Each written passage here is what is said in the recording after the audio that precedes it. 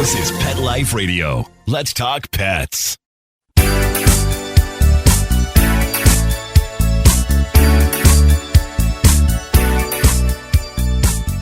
Hello, you're listening to Animal Party on Pet Life Radio with me, Deb Wolfe, and today we have a special guest, first time ever, from the Give Them 10 movement. And I've told you about Give Them 10 before, so givethem10.org. I'm going to tell you more about them today, but coming to us as our special guest today is Deborah Cribbs, the founder and the leader of the Give Them 10 movement. Welcome to the show, Deborah. Thank you. So happy to be here. Well, I'm happy to have you. You're doing so much good work. Okay, let's tell our listeners, in case they didn't catch me talking about you earlier on an earlier show, let's tell them what Give Them 10 movement is about.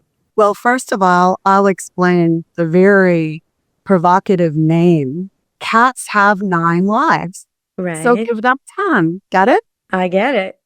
For sure. And they do seem to have 9 lives. I mean, how many times do you see a cat do something that you think, wow, that is quite the jump. They are good at you that. think, how did you do that? How did you fall off the roof while I was fixing the roof onto the balcony and not hurt yourself? But they do get hurt sometimes. So some of them need a 10th life. You know, there's some myths out there about cats, like they can fall from any height and right themselves, which is mostly true, but you don't want to be the statistic in the small group where they get hurt. So got to be careful. So Give Them 10. What do you guys do?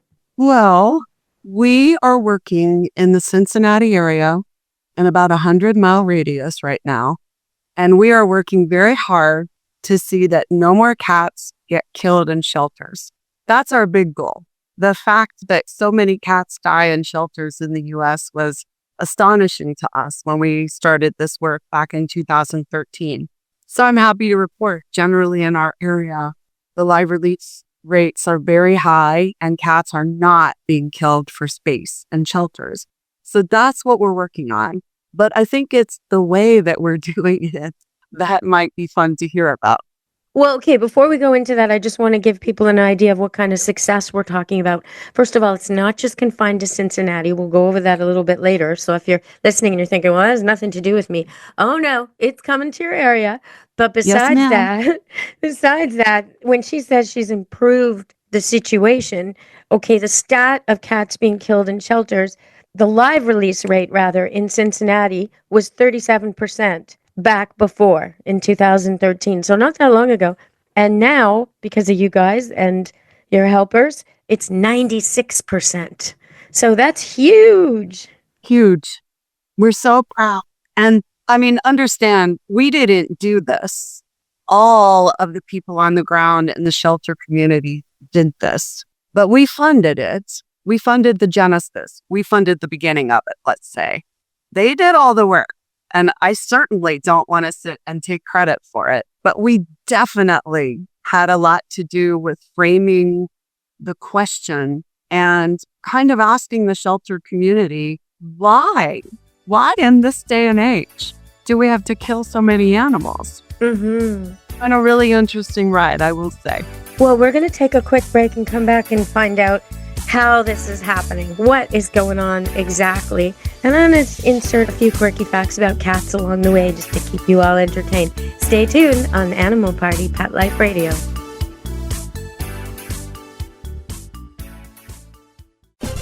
This is Deborah Wolfe, host of Animal Party on Pet Life Radio. You know the expression, cats have 9 lives? Well, what if you can give them one more?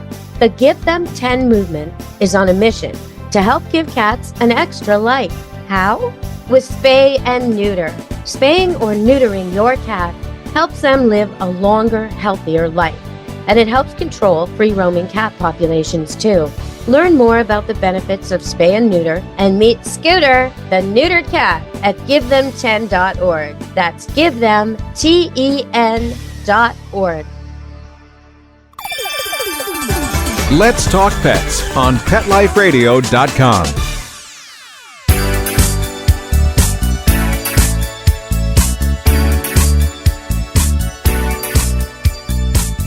Hello, we're back on Animal Party, Pet Life Radio, and we're talking with Deborah Cribbs.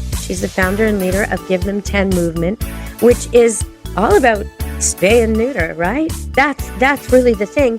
Why was overpopulation your target issue to tackle? Well, thanks for asking that.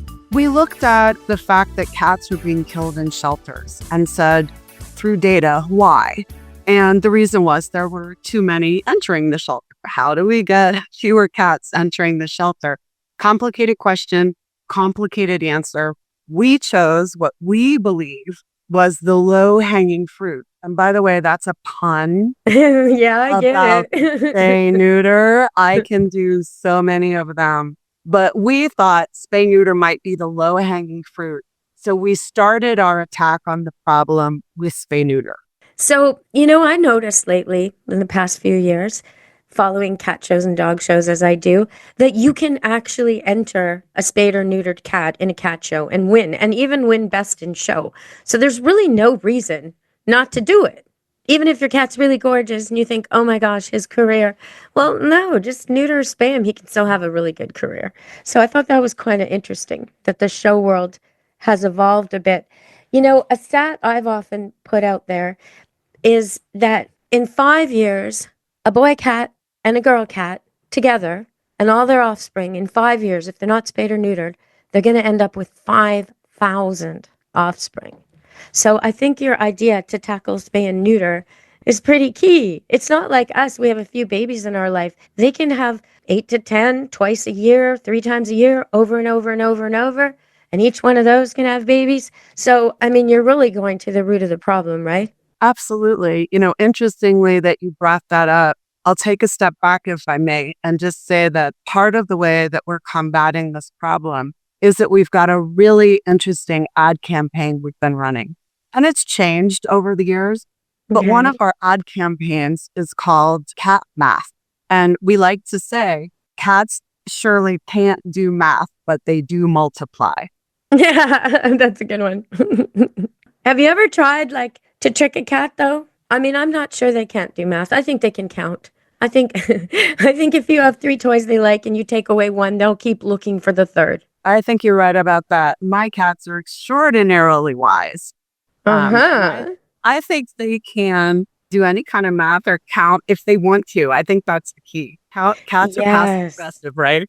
They'll do it if they want to. Some are, yes, if they want to. That's the whole thing in cat training, really. And you have to pick a cat who often wants to. And then you have to pick a cat who wants to for a very specific thing. So you can summon up that want to, go to attitude on a set of a cat food ad or something because he loves his little mouse or whatever it is. It's usually prey. It's not usually food. But if you get a cat who will work for food, oh, that's a treat. Literally. See, I can pun too. I was told, I don't know if you would know better than I, but I was told in working on some of the ads that we've done that it is the orange striped cats who are easiest to train. Well, okay. Yes and no. Orange tabbies and tabbies in general are smart. And orange male tabbies, because they're usually male, are pretty confident. But it depends on the trick. Like if you're talking about agility, like leaps and jumps and through hoops and stuff like that, Abyssinian every time. If you're talking about talking, well, then you go with a Siamese. Like it depends what the trick is, Yeah, so it really depends. But if you're looking for a cat out there and you go to a shelter and you want a cat that's going to interact with you and you want a cat that maybe might do tricks, well, bring something. Bring some kind of specific cat toy on a stick or a rod, a long one, so your hand's not in there. And as you go by the cages and you're looking at these rescue cats, see who's responding. Because if they're going to respond in there, they're going to respond outside in your home. That's kind of an environment where a lot of them just sort of give up and hide in the back and don't show their true personality. If you have a cat who's interacting with you even there, then you've got a good one for tricks and training. And then it's just all about you. I find if you're used to training dogs, you kind of have to think of your cat as an extra smart dog with almost like ADHD. They get distracted very, very easily, and they don't want to repeat anything very often, like a gifted kid. So you don't do the trick 7, 8, 10, 20 times like a golden retriever wants. Throw a fetch again, fetch again, fetch again. The cat's not like that. Cat wants to do it once or twice and then move on to something else. So that's what I would suggest if you're out there listening and you want to train a cat. All right, so we've got some questions to go through. I want to know, how did you even get involved with this, Deborah? Well, by day, I'm a banker. My team, we're all bankers. And we were given the responsibility when a client died to manage a real big pot of money. And that big pot of money was and is a private foundation that we run. So we were given this extraordinary opportunity and responsibility to give away a great deal of money for the benefit of cats, and pretty much cats only. So we had to figure out, how do we do this in a way that actually makes sense? As bankers, as fiduciary, meaning as the people who have to explain why they did it. And we landed on, well, hey, there's an actual problem out there. Cats are being killed in shelters. Can we actually solve that problem? Money solve that problem? I mean, money won't solve every problem, but it does give you a jump start. So we used it as a jump start. And we started talking to the public pretty aggressively. Why are you letting cats die in shelters? And for that matter, dogs. Nobody wants cats and dogs to die in shelters down the street from them. So that's how we got involved in it. And it's been quite a wild ride. And you're right, we're really proud of our statistics. Very proud that cats are not being killed around here because of overpopulation. And you're right, we'll be coming to a town or a city near you soon, we hope. Near you. Yeah. Okay. So I just want people to understand, when dogs go missing, a lot of times they're never found, but 60% of the time they are found. Whereas when cats go missing, the stat is really low. It's only 10% that get found. Now, sometimes the cat just found a nicer home nearby, okay, but a lot of times it has to do with identification and microchipping, and every cat looks the same in a picture. And how are you going to find your black cat or your black and white cat or your gray cat, even a cat with striking eyes, if it goes missing? You need to have really good ID on them and microchipped.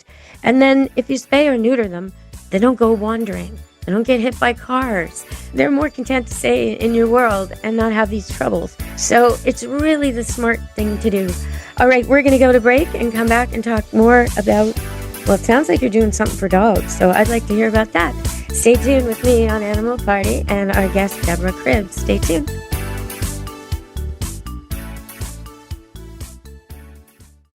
Gifts for my pets, sparkle and love.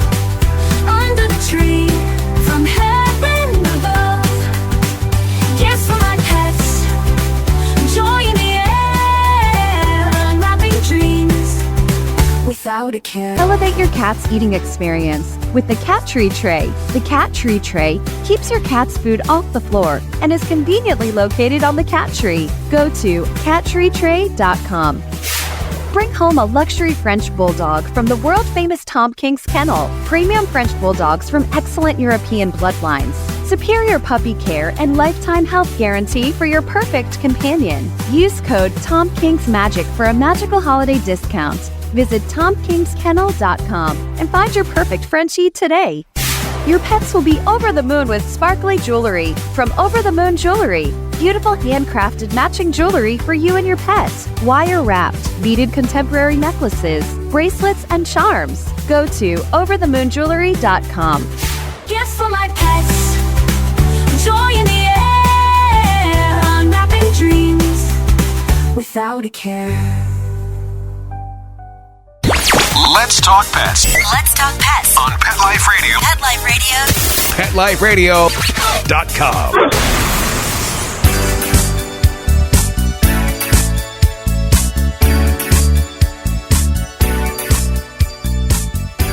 Hello, you're back on Animal Party with Pet Life Radio. And we are talking with Deborah Cribbs about Give Them 10 and GiveThem10.org, because that's where you want to go. And I need to know, what are you doing for dogs? Well, I didn't mean to mislead you, but we are doing something really important for dogs. Okay. We fund cats to such a large extent that other funds are diverted to help dogs. So while we don't do work directly with dogs, absolutely not, we are a cat organization. When I'm meeting with shelter directors, I certainly am aware of the dog statistics and situation as well.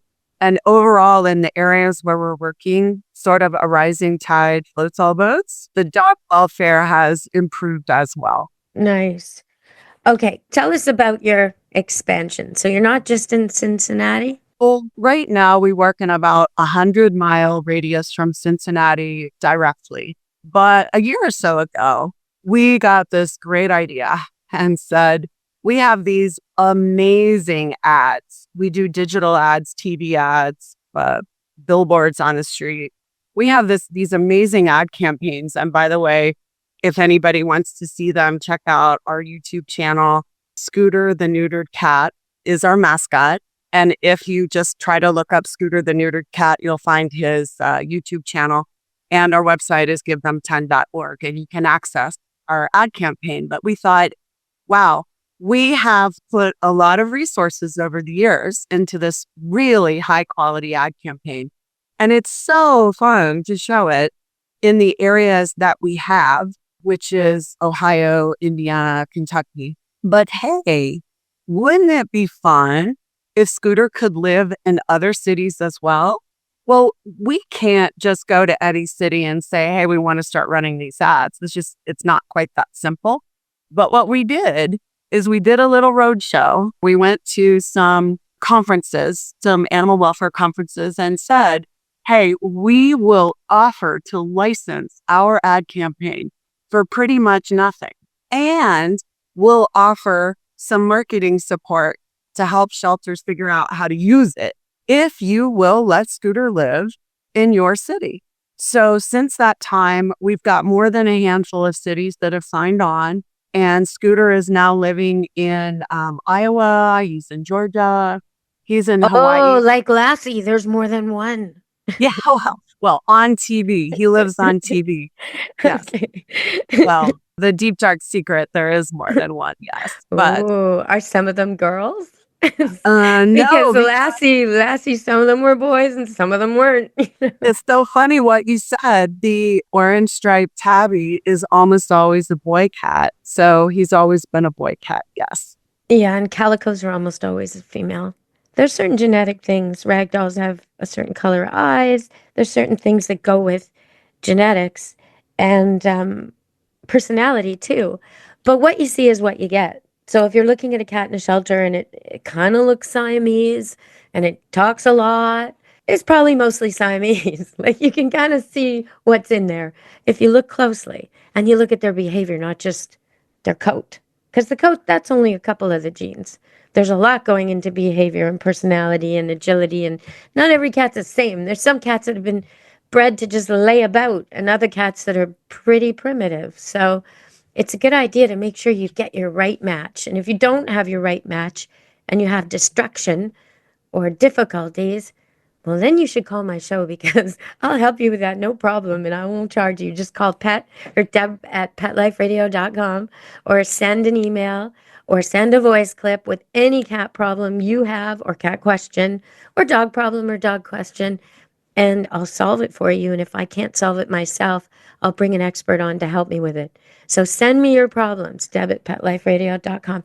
Okay, so we've taken our 2 breaks. I'm afraid we have to end the show soon. So I want to ask you what you want to leave people with. Like, how can they get a hold of you or get involved? What should people know out there? All over North America, we have listeners, and all over the world. And everywhere I can think of, there are too many cats. So everywhere except it seems like Turkey. Have you noticed that, Deborah? That it seems like in Turkey there are a lot of street cats and they all seem to be doing quite well. I don't know what's up with that.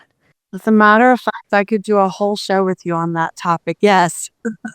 Well, you know what? Okay, I'm going to have you come back and we're going to talk about that on a future show. I'm going to hold you to that. But makes me want to book a ticket. Okay. All right. Everywhere else, though, it seems like there's a terrible cat population, overpopulation. And the best thing you can do is spay or neuter your cat. Spay, neuter. Yep. Adopt from a shelter. Like people think that kittens in shelters come from breeders, but that's not true. You know, only 3% of cats come from breeders. Most of the cats you see are from friends or relatives or strays or, you know, some kind of not intended coupling. And that's who's in the shelters. You might think, well, it's okay if they have a litter because I know 2 people who want kittens. Well, what about the other 8? And will those 2 people spay and neuter?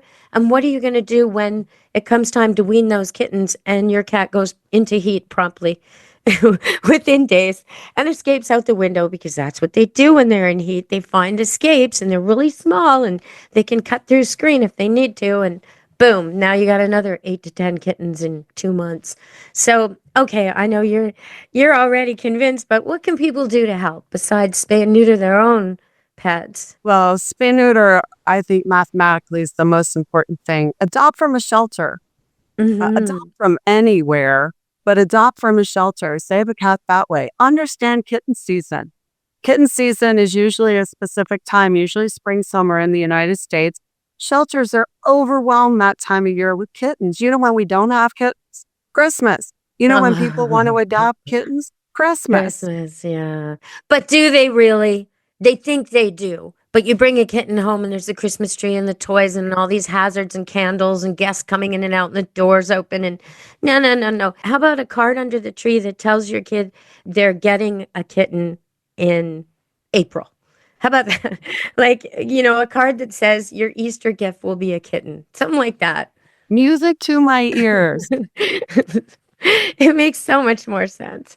Okay, so what else can people do? How do they contact your organization if they're involved in rescue or they want to be and they like this idea of that campaign?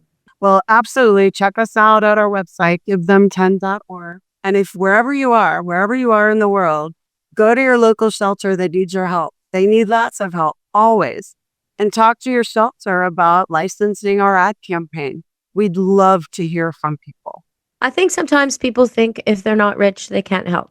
But if they need drivers, they need cuddlers, they need blankets and towels, and just ask them what they need because they probably need something you've got. Shelters need help. Yep. I get calls all the time, and I go to this local cat shelter with bags and bags of food that are donated, but there's no one to take them from the donation site to the receiving site.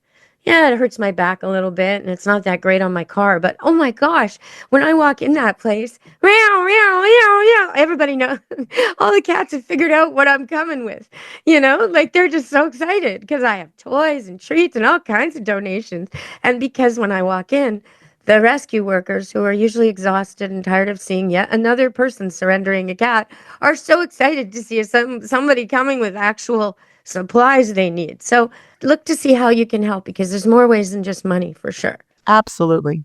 Okay, well, I'm going to have to let you go because our time is out, but I'm taking you up on that. You're coming back to talk about turkey, I hope, Deborah. Of course. We're going to talk turkey. Oh, I had to say that because you're a pun kind of gal. So, all right, everybody. Find givethem10.org and look for us on a future show with Deborah Cribbs. We're going to be talking about turkey and cats coming up on a future show. I just want to let you know where you can find me. Animal Party is on PetLifeRadio.com where you can subscribe. But you can also find this show on iTunes and Spotify and everywhere podcasts play. I'd love it if you subscribe so you don't miss a show. But also on social media, you can find my training demos with real cats and real dogs, naughty ones. You can check that out at Deb Wolfe, Pet Expert on YouTube. And for pet laughs and great social media posts, you can see Deb Wolfe, Pet Expert on Facebook. Here at Animal Party, I welcome your pet questions, comments, and guest suggestions, especially if you have a pet problem. I'm begging you like a beagle. Please send me a voice clip message or text message to deb@petliferadio.com, and I'll answer your question on the air. I can even, if you send me your contact information, we will try to arrange to speak with you off air, record it, and solve your problem together. If you're a first-time listener, you can scroll through the older shows and find the topic or expert guest that really speaks to you. Maybe it's dog breed bans, or the royal family pets, or pets in war zones, or how to train your cat to use a litter box. Whatever it is, you can find it on one of my old shows, and they're all there at PetLifeRadio.com. So I hope you'll tune in wherever you listen to podcasts to Animal Party on Pet Life Radio. And from me, Deb Wolfe and Animal Party, be good to your animals. Ciao, meow. Let's Talk Pets, every week on demand, only on PetLifeRadio.com.